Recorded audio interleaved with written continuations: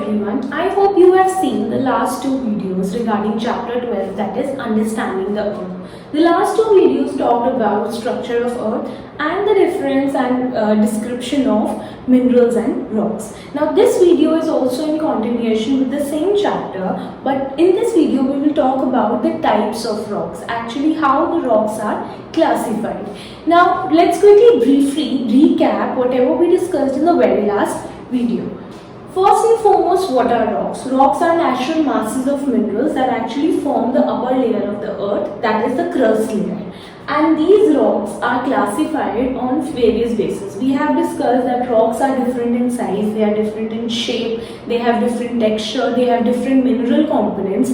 So these are the bases on which we can classify rocks, like size, appearance and mineral components. Now these three bases lay the foundation for classifying the rocks on their different types. For example, on these three bases we can classify or we can differentiate between the types of rocks as igneous rocks, sedimentary rocks and metamorphic rocks. So these are the three major types of rocks in which we will talk about in the following video. And in this video we will discuss in detail about, this video will focus on the description of igneous rocks. So first and foremost we will start with how the igneous rocks are formed, that is what is the formation process of igneous rocks. Let's see here. This is a diagram of volcanic mountain which you have studied in class 6 as well. Now this magma, as we discussed in last video also, is formed in the middle mantle layer, also called as asthenosphere. Now this magma here is in semi-liquid state. So it's solid and liquid both, so it's called as molten magma, so semi-liquid state. Now when it erupts out through the main vent and it comes out of the surface of volcanic mountain, then it is called as lava. Yes, when it erupts out, it's known as lava, and this lava settles down on the surface of the earth or nearby the volcanic mountain. So it settles down there, it cools down there, and then it gets solidified. Hence it leads to the formation of igneous rocks. Very simple process. Lava erupts out, it settles down on the surface of the earth nearby the volcanic mountains, it cools down and finally turns into solid state. Here it was in semi-liquid state. When it erupts out, the lava, then also it's in semi-liquid state, molten magma state, and finally when it comes into solid form, then it is called as igneous rocks. Right. Now next let's see how this word igneous is derived. This igneous word is taken up from a Latin word which actually means fire, and the Latin word is ignis. Now fire is a very appropriate word used for it because it is born out of fire only, that is of magma, molten magma and lava. These rocks are result of volcanic activities. Just now I have explained you about that. It is formed out of cooling and solidification of lava. That also I have discussed with you. Now the igneous rocks are also called as primary rocks. Very important to know that igneous rocks are classified or named as, are called as primary rocks because these are the rocks which are formed first.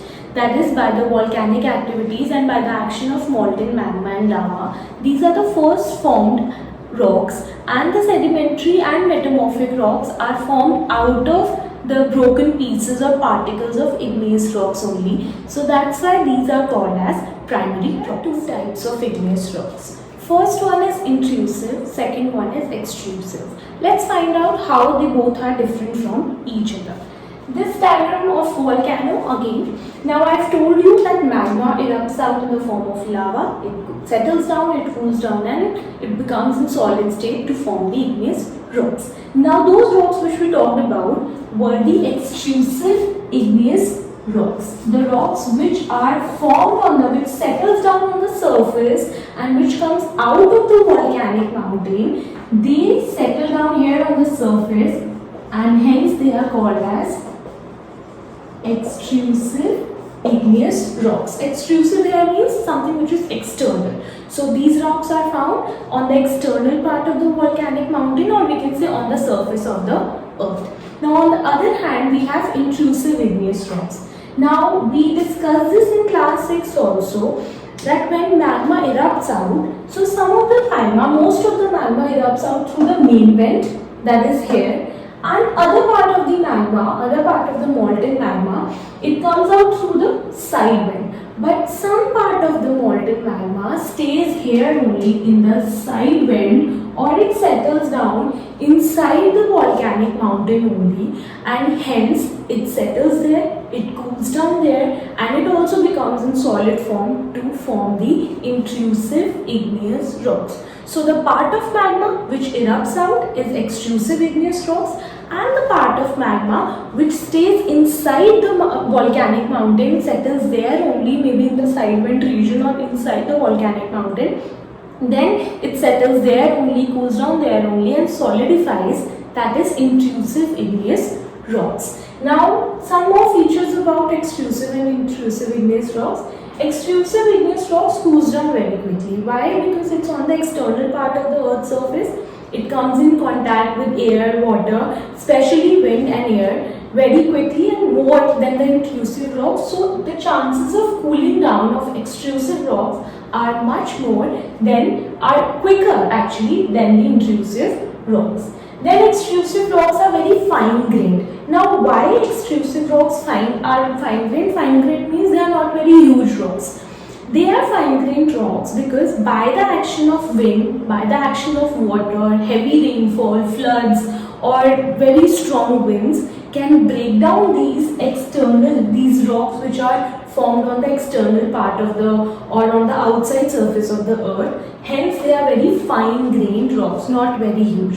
Whereas on the other hand, intrusive rocks remain inside the volcanic mountain, and it does not experience much more this action of wind, water, this floods and strong winds, so it remains more compact, more hard, and they remain more larger than the extrusive igneous rocks. So these are the points of differences between intrusive and extrusive. Extrusive igneous rock, the example would be granite.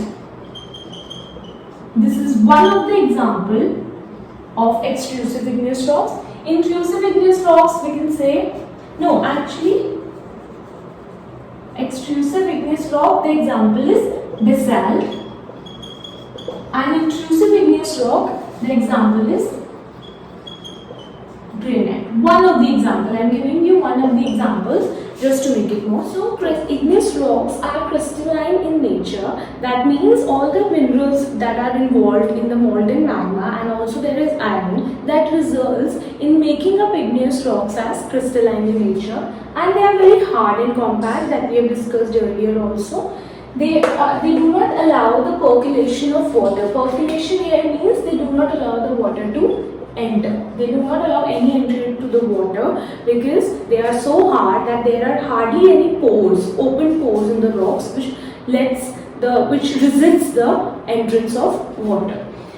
Last feature is that it includes fossils. Fossils actually means dead remains of plants and animals which are found on the surface of earth. That is also found in the igneous rocks. Obviously, mostly they will be found in the extrusive igneous rocks and less in the intrusive one, because when it is outside the earth's surface, it forms, it cools and solidifies there. So it will include all the dead remains of plants and animals also, which are carried away by the erosion. So now let's quickly conclude about igneous rocks. We discussed what are igneous rocks, how are they formed, what are their features, and what is the difference between intrusive and extrusive igneous rocks.